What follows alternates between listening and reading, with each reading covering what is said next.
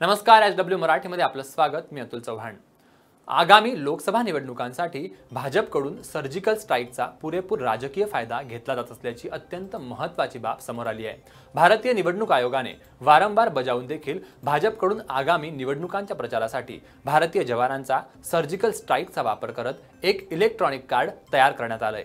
हे कार्ड उघडल्यानंतर त्यातून पंतप्रधान मोदींचा आवाज ऐकू येतो। त्याचप्रमाणे कमळाचे चिन्ह दाब अशी स्पष्ट आव्हान देखील यामध्ये केलं गेलंय, अशी माहिती काँग्रेसचे प्रवक्ते राजू वाघमारे यांनी दिली आहे।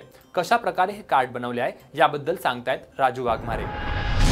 आम्ही आता इथे बँड्रामध्ये निवडणूक आयोगाबरोबर इथे धाड टाकलेली आहे। इथे भारतीय जनता पार्टी खोट्या पद्धतीने फसवणुकीने निवडणूक आयोगाला पायदळी तुडवून या देशाच्या लोकशाहीला पायदळी तुडवून निवडणुकीचा प्रचार करतायत आणि त्याच्यामध्ये पंतप्रधान स्वतः सामील आहेत। आम्ही जे म्हणतो पंतप्रधान चौकीदार चोर आहे ते कसं खरं आहे ते बघा।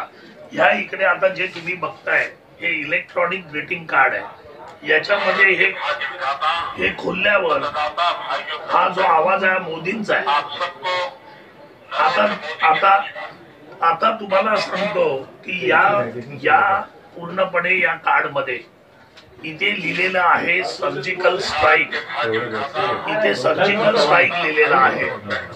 निवडणूक आयोगाने स्पष्ट सांगितलेलं आहे की जवानांचा वापर करता येणार नाही, तरी इकडे सर्जिकल स्ट्राईक लिहून जवानांचं आणि विमानांचं सगळं इकडे दाखवून मत मागण्याचा लाजीरवाणा आणि लाचारीचा प्रयत्न मोदीजी आणि अमित शहा आणि बीजेपी करते।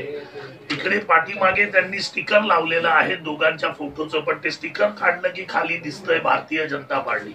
इथे कोणत्याही प्रकाशकाचं नाव नाही, निवडणूक आयोगाची परमिशन नाही। अशा प्रकारे हा मोदींचा निवडणूक आयोग आहे का असं वाटतंय। हे कार्डाची किंमत जवळजवळ 350 ते 400 रुपये आहे।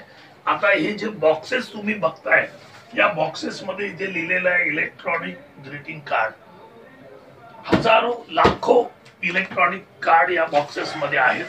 ही प्रायव्हेट जागा आहे आणि इकडे अशा पद्धतीने जे काम चालू केलेलं आहे त्याचा काँग्रेस पक्षातर्फे आम्ही निषेध करतो आणि आमची ही मागणी आहे की या बीजेपीचे अध्यक्ष अमित शहाजी यांच्यावर आणि ज्यांचा आवाज आहे त्यांच्यावर पण गुन्हा दाखल झाला पाहिजे, कारण चौकीदार चोर आहे हे पुन्हा एकदा सिद्ध झालेलं आहे।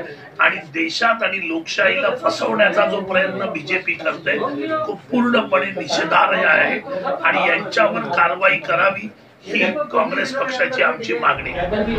आज मुंबईमध्ये निवडणूक आयोगाकडून ही धाड टाकण्यात आली, त्यावेळी ही बाब लक्षात आली। या ठिकाणी दिवसाला 5000 कार्ड बनवले जात असल्याचे लक्षात आले आहे। त्यात मोदींचा आवाज सुद्धा आहे, त्यामुळे निवडणुकांच्या तोंडावर केलेली ही कारवाई अत्यंत महत्त्वाची अशी मानली जाते आहे। सविस्तर बातम्यांसाठी पाहत रहा एचडब्ल्यू मराठी। आमच्या सर्व बातम्या वाचण्यासाठी एचडब्ल्यू मराठीचे ॲप डाउनलोड करा। नमस्कार। आता सर्वात आधी बातम्या मिळवा आमच्या मोबाईल न्यूज ॲप्लिकेशनच्या सहाय्याने। अँड्रॉइड किंवा iOS प्लॅटफॉर्मवर जाऊन एचडब्ल्यू न्यूजचे ॲप सर्च करा, डाउनलोड करा। आपल्याला हवी ती भाषा निवडा। आजच्या बातम्यांच्या गर्दीतून आपल्या कामाची बातमी मिळवा फक्त एचडब्ल्यू न्यूजवर।